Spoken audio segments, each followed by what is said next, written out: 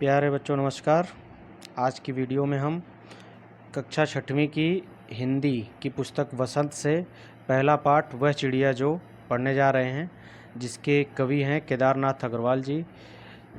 इस वीडियो के अंत में हम इस पाठ के क्वेश्चन आंसर भी देखेंगे, तो वीडियो को अंत तक ज़रूर देखें। और वीडियो पसंद आए तो चैनल को सब्सक्राइब और वीडियो को लाइक करना ना भूलें। चलिए देखते हैं पाठ। वह चिड़िया जो चोंच मारकर दूध भरे जुंडी के दाने रुचि से रस से खा लेती है, वह छोटी संतोषी चिड़िया नीले पंखों वाली मैं हूँ, मुझे अन्न से बहुत प्यार है। वह चिड़िया जो कंठ खोलकर बूढ़े वन बाबा की खातिर रस उड़ेल कर गा लेती है, वह छोटी मुँह बोली चिड़िया नीले पंखों वाली मैं हूँ, मुझे विजन से बहुत प्यार है।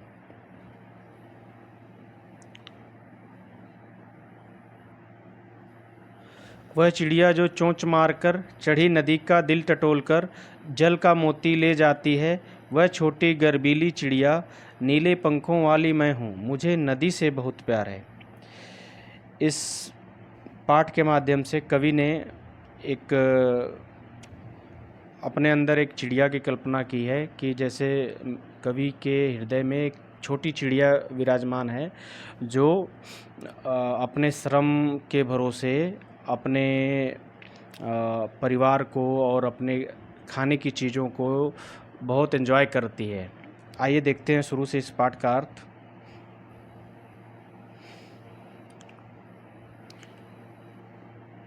कवि कहता है कि वह चिड़िया जो चोंच मारकर दूध भरे जुंडी के दाने, जो ज्वार और बाजरे होते हैं, जिनके दाने जब कच्चे होते हैं तो ज्वार और बाजरा जो मोटे अनाज होते हैं ना, तो इनके दाने से दूध जैसा निकलता है, यानी मीठा लगता है खाने में।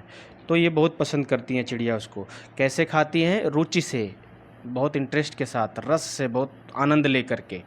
वह छोटी संतोषी चिड़िया, चिड़िया कैसी है? संतोषी है, यानी उसको जो भी मिलता है उसे रुचि से, रस से खा लेती है। ना नुकर नहीं करती, नखरे नहीं करती, उसे बहुत प्यार से खाती है। और कहती है नीले पंखों वाली मैं हूँ, मुझे अन्न से बहुत प्यार है। तो हमें क्या करना चाहिए? चिड़िया के माध्यम से कवि क्या संदेश देता है कि हमें जो भोजन प्राप्त है, जो हमारी थाली में है, जो हमारे हाथ में है, उसे बहुत प्यार से ग्रहण करना चाहिए। जैसे एक छोटी चिड़िया दूध भरे जुंडी के दाने को बहुत ही प्यार से, चाव से खाती है, ठीक है। और वो संतोषी है, जो भी पाती है उसमें उसे बहुत संतोष है, उस संतोषपूर्वक उसे खाती है। वह चिड़िया जो कंठ खोलकर बूढ़े वन बाबा की खातिर रस उड़ेल कर गा लेती है, वह छोटी मुँह बोली चिड़िया नीले पंखों वाली मैं हूँ, मुझे विजन से बहुत प्यार है। विजन जंगल को कहते हैं, तो उसमें बूढ़े वन बाबा की बात भी आई है। हमारे परिवार में जो बड़े बुजुर्ग होते हैं, अक्सर वो अकेलेपन के शिकार हो जाते हैं, तो उनकी चाहत ये होती है कि हमसे ज़्यादा से ज़्यादा लोग बात करें। वो ज़्यादातर देखते होंगे आप कि अपने घर में बूढ़े लोग जो हैं वो बच्चों के साथ ज़्यादा इंगेज होना चाहते हैं, क्योंकि बच्चे उनकी बातें सुनते हैं, उनसे बातें करना पसंद करते हैं। बाकी आज के बिज़ी लाइफ में कोई कहाँ बड़े बुज़ुर्गों को टाइम दे पा रहा है। तो यहाँ कवि एक दूसरा संदेश देता है कि जो चिड़िया है उसके मन में, वो एक तो बूढ़े वन बाबा के लिए कंठ खोल कर गा लेती है, रस उड़ेल कर कंठ खोल कर के खूब खुश होकर के, खूब मन प्रसन्न मन से बूढ़े वन बाबा के लिए गा लेती है, जिससे बूढ़े बाबा का मन खुश हो जाता है, प्रसन्न हो जाता है। यानी हमें अपने घर के बुजुर्गों का ध्यान रखना है, उनकी इच्छाओं का, आकांक्षाओं का ध्यान रखना है, उनके साथ समय बिताना है। वह छोटी मुँह बोली चिड़िया सबसे छोटी है, उस वन में सबसे छोटी प्राणी है, छोटा जीव है, मगर वो बूढ़े वन बाबा के लिए, कितने सालों से वो बड़ा जंगल है, जंगल में बहुत सारे पेड़ 100-100 साल के होते हैं, उनमें सबसे छोटी चिड़िया जो है वहाँ गा करके सबका मन जो है प्रसन्न कर देती है। कहती है नीले पंखों वाली मैं हूँ, मुझे विजन से बहुत प्यार है, मुझे अपने घर से बहुत प्यार है, मुझे अपने परिवार के लोगों से, परिवार के सदस्यों से बहुत प्यार है। और वो सबकी मुँह बोली है, वो सबसे बातें करती है, मुँह फुला करके नहीं रहती, वो सबसे बात करती है, वो सबसे प्यार करती है। और अपने परिवारजनों से मिलजुल करके रहती है। बूढ़े बाबा वन बाबा की खातिर कंठ खोल करके, रस उड़ेल करके गा लेती है, दिल खोल करके वो बातें करती है, गाने गाती है उसके लिए। तो हमें अपने परिवार में किसी के साथ छोटी मोटी बातें, अनबन हर परिवार में हर एक के बीच में होती है, मगर उसे हमें गांठ बांध करके नहीं चलना है, हमें उसको छोड़ देना है वहीं, और मन को खुला रख करके अपने परिवार के लोगों से प्यार मोहब्बत करनी है और उनके साथ घुल मिल करके मुँह बोला बन करके रहना है। बच्चों को तो खास करके अपने घर में बड़े बुजुर्गों से बहुत बातें करनी चाहिए, बहुत कुछ सीखने को मिलता है। चलिए अगली लाइनें देखते हैं।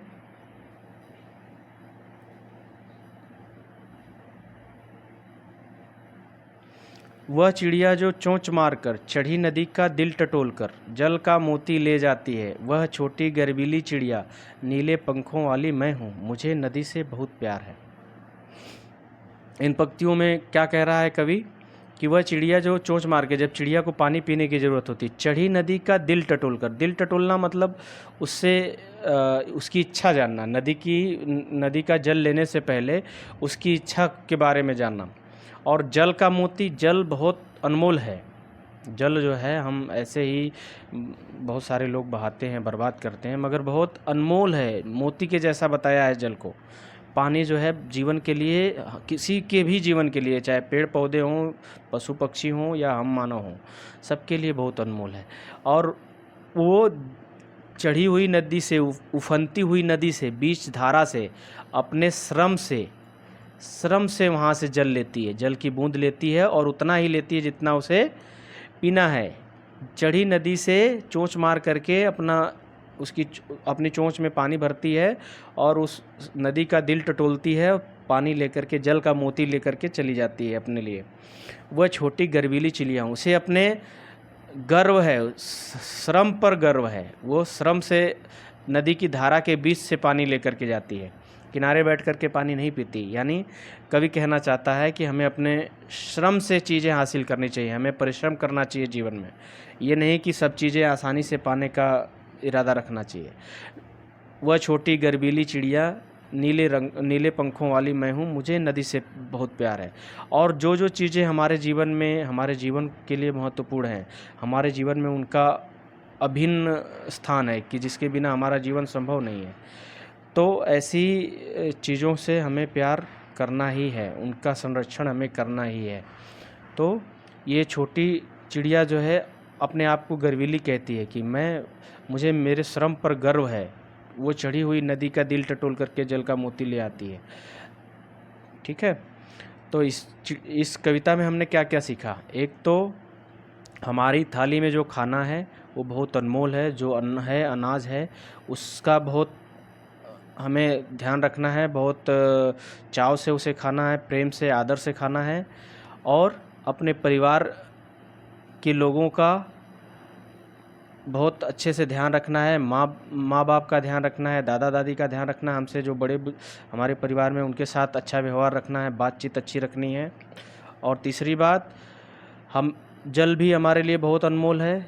जल अनमोल होने के साथ साथ हमें श्रम को महत्व देना है। हमें मेहनत करने की आदत डालनी है। हमें अपने पेट को पालने के लिए, अपनी जीविका को चलाने के लिए श्रम को महत्व देना है, ना कि शॉर्टकट लेना है अपनी ज़िंदगी में। चलिए ठीक है, अभी ये पाठ यहीं समाप्त होता है। इसके प्रश्नोत्तर देखते हैं।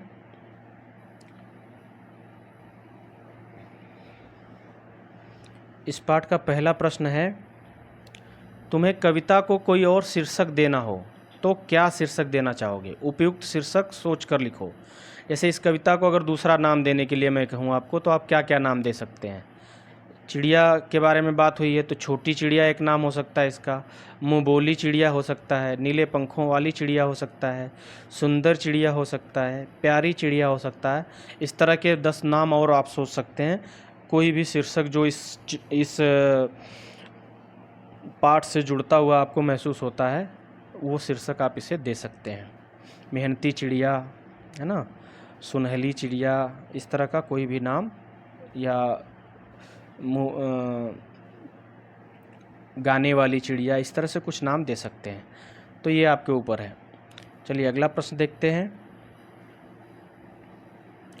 इस कविता के आधार पर बताओ कि चिड़िया को किन किन चीज़ों से प्यार है। जैसे मैंने बताया कि इस कविता में यही पूछा जा रहा है कि इस कविता के आधार पर चिड़िया को किन किन चीज़ों से प्यार है। चिड़िया को ज्वार बाजरे की फलियों से, जंगल से, नदी के जल से और एकांत वन में गीत गाने से प्यार है। वो विज़न में गाना पसंद करती है, अपने परिवार के बीच में हंसना बोलना पसंद करती है। चलिए अगला प्रश्न देखते हैं। आशय स्पष्ट करो। रस उड़ेल कर गा लेती है, इसका क्या अर्थ है, इसका क्या आशय है। इस पंक्ति का आशय यह है कि चिड़िया एकांत वन में स्वतंत्र होकर मधुर गीत गा लेती है, जिससे पूरा वातावरण रसमय हो जाता है। अगर देखिए हमारे घर में कोई आकर के आते ही टेंशन वाली बात करता है तो सब लोग टेंशन में आ जाते हैं, और आते ही कोई हल्की फुल्की बात, कोई चुटकुला, कोई मज़ेदार बात सुना देता है तो माहौल अच्छा हो जाता है। ठीक वही बात है कि चिड़िया जो है मधुर गीत गाती है, जिससे वहाँ का वातावरण रसमय हो जाता है। चलिए अगला प्रश्न देखते हैं।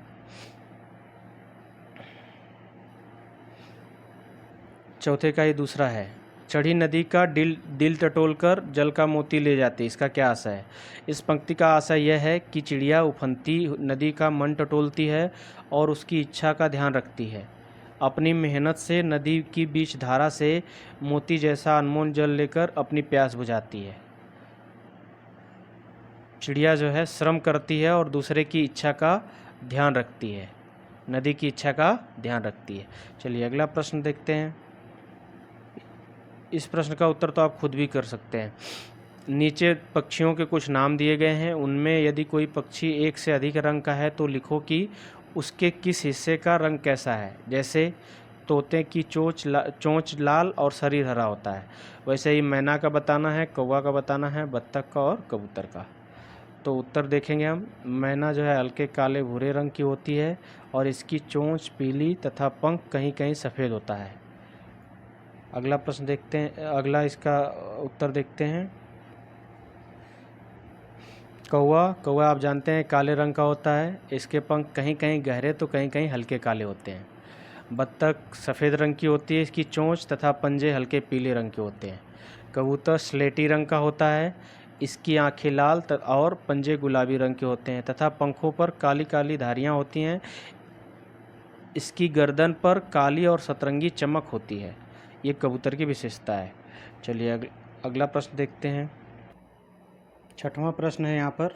कविता का हर बंद वह चिड़िया जो से शुरू होता है और मुझे बहुत प्यार है पर ख़त्म होता है। तुम भी इन पंक्तियों का प्रयोग करते हुए अपनी कल्पना से कविता में कुछ नए बंध जोड़ो। तो इसमें मैंने प्रयास किया है बंध जोड़ने का। वह चिड़िया जो ऐनक लगाकर अच्छी कविता पढ़ लेती है, वह ऐनक वाली चिड़िया मैं हूँ, मुझे पुस्तक से बहुत प्यार है। चलिए अगला प्रश्न देखते हैं।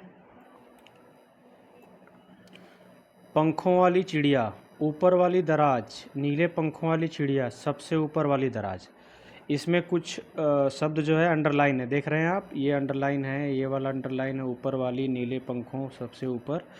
इसी को रेखांकित कहा जा रहा है हिंदी में कि अंडरलाइन जो है, जो रेखांकित शब्द हैं विशेषण का काम कर रहे हैं, विशेषता बता रहे हैं। दराज की विशेषता है सबसे ऊपर वाली, चिड़िया नीले पंखों वाली, दराज ऊपर वाली और चिड़िया पंखों वाली, ये सब विशेषता है बताने वाले शब्द हैं, इन्हें विशेषण कहते हैं।